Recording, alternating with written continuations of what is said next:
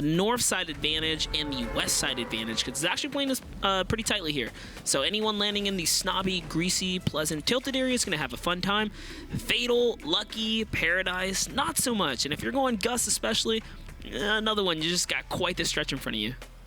Yeah, I mean, you still could make it, but obviously it's just going to be a much longer fly time, and by that time, people are down below. They're picking up. They're farming. Yeah, someone's pretty much going to be eliminated soon. It's always going to happen within his first minute. I'm just waiting for it. Let's see who's going to be the first one to get that. But yeah, look, the people are still floating. This guy's already touched down here. And let's take a look at the map. Where are players landing? What looks to be really contested? Shifty shafts. We actually see a little bit of battling there. The sky or something close to it. Definitely a pretty impressive stat right there. Oh, over to Issa, who's in trouble. He's facing off against the Storm King himself, Apostle. Down to 6, and it's enough. Two very aggressive players going head-to-head early on. These are the players we saw at Shifty. We've seen Zexro make it to these, far in the game a few times, so I don't think Riz has had a lot of success here, but he's still sticking to his gun, sticking to his game plan. Zexro seeing whites here. He's going to take advantage. There it is. Zexro, the health difference. Yeah, just confident in this shot here. He knew that pretty much needed to land 1 or 2 shots. P90 spray from a nice little distance there is going to pay off for him. Now, Kemo's not sure, right? He's on the back right now. He's not exactly sure what Thomas has as far as loadout. He did see the dynamite, but that was so clean right there. Uses the cone to trap him over, then expose him from the side, lands his shots, but Ghost Camo's the one that's going to be victorious in the trade out here with just 28 HP. That was a great shot. Ghost Camo nearly loses that engagement, though. Had he not had shield, it would have been all over. And look at this. A Titan and Scram going head-to-head with Ego there, taking him down. Over to Kalster in this replay. Same play we just seen before, the cone overhead, and doesn't side trap the walls when you don't have, a trap to pretty much play there. You just go for the shot.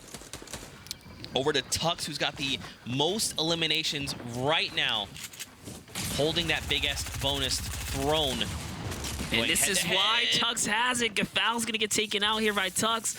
Tux is going to win this trade too. Throws a tomato, says eat it. Double tomato. Nicely done. Give him the splat. And now we're over to Noward. Seen a lot of him throughout the day, shutting down airwalks off the bat. Zeke shoots out the ramp, so Nikov couldn't quite get there. That was almost his last mat too. Had he just barely not had that pre-built ramp there, probably wouldn't have made it into the rift. Checking out Fantastic, Sweet, and Sensi Gaming here. Above Tomato Temple. Oh no, loses track of his opponent. He tries to make an edit that just doesn't go in his favor. I think he was a little too slow on the trigger there. I guess Sensi definitely deserves to win that battle. Definitely outperformed Fantastic there. And now Tomato Temple belongs to him. Over to Ono Kill and Bella EU. Hand cannon shot. That was a giant number. I believe it was body landing. Shot. Not so lucky for Bellu, though, because Ono catches Explode. 57 meters. Oh. He was one shot just a little bit ago. Well, all right. That was an entire situation that just turned on its head. Totally flipped right there. The script has been changed. It's actually Ono's going to walk out of here. He's going to take some bandages with him. His loadout now at a max tier, basically. Golden heavy. Hand cannon golden, upgraded heavy AR. That is actually insane. Here's a shot right here. After taking the hand cannon shot to the chest, we're about to see the 2 Hail Marys come in.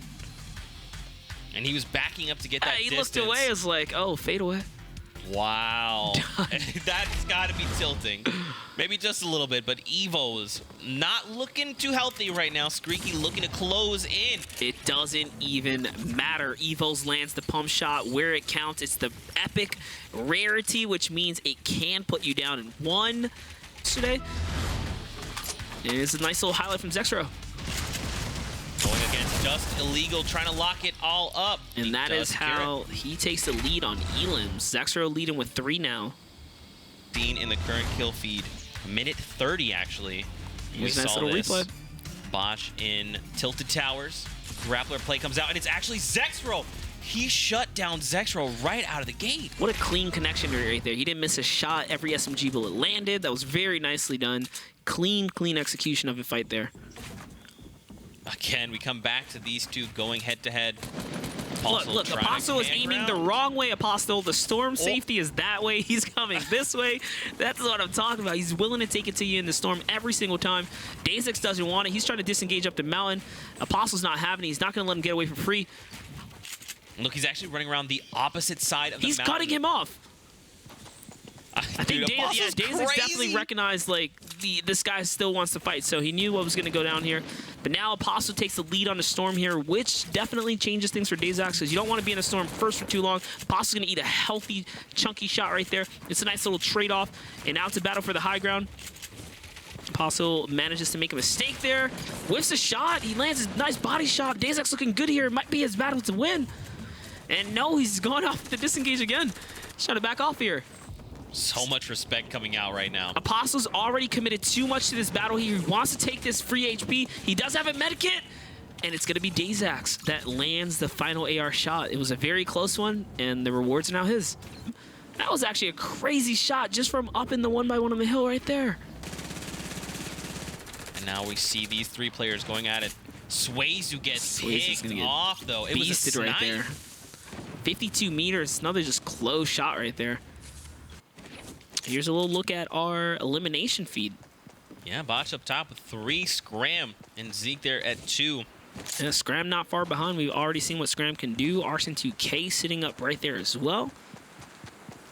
Look at this. Got a little some coming out the sky. Now, keep in mind, Arson, also Rojo, Scram, all very close to this. So the moment this touches down, they might all potentially fight for it, but we do have another 30 seconds before these players need to start making their way to safety. That's Arson's chest to get, man. He's got the grappler. He's probably the only players that can get to it. Arson, maybe he doesn't even need it.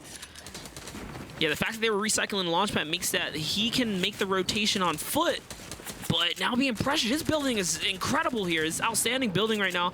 Not only fighting the pressure of the storm, but moving forwards perfectly, knowing how to, increase elevation and decrease elevation while staying completely supported. This is what we talk about. Late game material usage is tough. It's Mitro, though. It was going to happen. It was a tough, rotation to make. And when you're that low in HP, you can't expose yourself, and Mitro finds an opportunity. Arson here as well, taking shots. He had to burn the second slurp down to 1 HP, and it's not enough. Lodo secures the elim. And this is when players are going to look to scramble, get into safety, and we get a new circle that is back over the hill, back toward Dusty. Yeah, what once was a great zone for a lot of these players is quickly shifting now. They're fighting their way pretty much cross-country here in the Fortnite world, and now to double back. It doesn't even look like it's going to an area that, a lot of these guys can recycle materials on, so if you don't catch eliminations like Chunda's here and really replenish your loot pool, you're going to have a tough time pushing backwards. Got another 20 seconds. Players need to start considering their options here. And look at this gigantic pool of players on top of each other. The different colors you can see there through the walls. Look at the clutter. They're just waiting. They're like, hey, you make a move, and then all other 25 of us are going to shoot at you. Yeah, pretty much pushing right back through that little retail crevice in the hill there. It's going to be 2, maybe 3 mountains that are going to have a small piece of the pie here as far as the zone's going to go. And then we're going to have that infinite shifting circle. So where you land up next is the most important, because it's going to dictate how you get to move from there forwards. People like Farron sitting really low on materials. He cannot burn too much to lead the push here. I think he's got to slow down his rotation and or catch a player pushing into him. This lobby is about to be cut in half, ladies and gentlemen. Keep an eye on the kill feed. It's going to start lighting up. We already see Seth going down. Scram finds another elim. I love what Farron's is doing here. Again, we just talked about how he needs to just kind of put the brakes on and find someone in his area, and that's exactly what he's doing. He kind of slowed down now. He's looking to push a player before the others get to this, this zone and huddle up. He's got to make a move now. He's just burning through resources slowly but surely. Swag's still alive, looking to contest this top positioning right now. He's unfortunately getting pressure, but he has the heals to kind of take this, and he's staying a little too long in the storm there. Diego's going to find him. And now Farron's as well. We're going northbound again over a hill near the containers. Farron's 20 mats lower than what we saw him in the past, so a little bit of pressure coming his way, forcing him to get into some builds. Oh, down. He peeked out with the quad. That's what we saw. He was just trying to blow through some of these builds, and he immediately gets punished for it.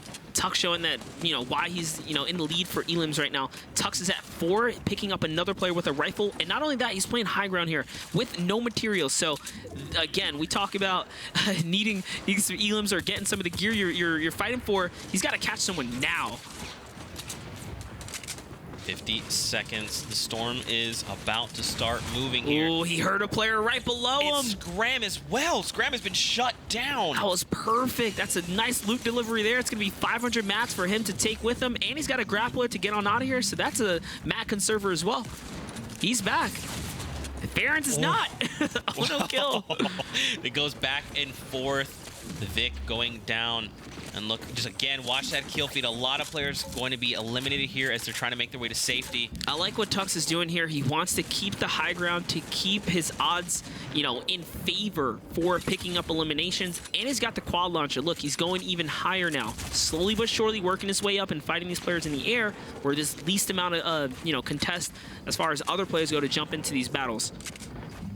And he's just inching his way up. Yeah, again, watch the mats. I mean, he's doing really smart things by connecting those building pieces, keeping himself high, but he's burning quite a few mats, only with 10 builds left. There it is, Tux diving in another 1-by-1. He's going to not land a shot. Unfortunately, Diego's going to catch it. The heal off is going to help Diego battle his way through the storm as well as he edits his way out. Motor now sitting right next to another player. It's going down here. We are in the top 10. Everyone now earning themselves a point. Skite still alive as well. He takes down Nowhere with 3 elims on the table. Sky picking up, I think, 2 already so far, so that's another quick one for him in a short period of time, putting him at max shield again. Top 6. We got Chundis, Lodo, Skite, Mexi, Rascal, and Dealers. Skite's been in this position before. Sky gets That's the one. Elim right there. Doesn't matter. It's going to give him the HP that he just lost. Did he see the mats behind him? There's a pile of wood right there. I'm sure he does. There it is. He knows he's got to snag that. It's not going to be much, though. He needs more than that. Dealer swapping through his loadout here. Rascal's trying to hold these guys down and out. Sky's shooting at everything that moves right now with this RPG. It's 3 left, Monster. Skite has been here before. Could he get 2 Victor Royales like He only has chillers, though. Is he going to swap? Rascal's loadout is just barely misses the RPG. The difference here, and it's not enough. Skite shuts him down. Skite 1v1 against Dealers. Dealers coming out of nowhere from the low ground. Now it's his high ground, but Skite's going to be rewarded for his Elim with some RPGs. He's going to bring this player down. He just has to hit a shot. He's doing that. He's going to be able to get it. This player keeping up with the builds right now. Skite has about 3 builds left. Trying to keep that RPG loaded. Dealer's trying to keep his HP high here. He doesn't have an opportunity to shield up again. Nice roof panel play there. Edit was made. And it looks like Skite's going to come out victorious with the shots being landed. Nice SMG follow-up right there. Absolutely crazy. Skite again with a second victory out here in the finals with 6 elims. What a beast. Live this together. Here you have it. So Dealers over top, popping to double minis. Skite, kind of recognizing that he's got to continue this pressure. Can't let him heal for too long. And look at the rip panel right there. The edit was made and just opens right up to Dealers. Man, he just locks this down, making it look easy. And I mean, he did have the RPG, so he's ready to break through all of this if he needed to. Playing that low ground. The edit comes out. And you saw it was a massive 96 to rip through the shield immediately. So take a look at the standings and see where players are right now. Skite with that dominant performance. 2 victory royales to his name. Leads the pack now with 10 points in that #1 spot. But Tux maintains 2nd place. Issa bumped all the way down to 3rd. And again, guys, we want to remind you, everyone here is placing in the money, but it is the upper 20 that will place higher up in those prizes right now. 20th spot is Scalar, pushing out Takeoffs, and now Ego. But, I mean, it's still neck and neck. Yeah, and just to touch back up on that top 5, those points are not easy to get. Right. And you can see it is going to be hard to place high so far in this this competition here. It's pretty much neck and neck between multiple players. Little point leads are not going to get you much right now. You got to get some chunky points if you really want to close this gap. That's right. We only have 2 games left to go, so you got to think a lot of these players need to show up. As an example, there's 62 Boyer right there. And even Kinstar, you know, we only have 2 games left. We all know these guys can win.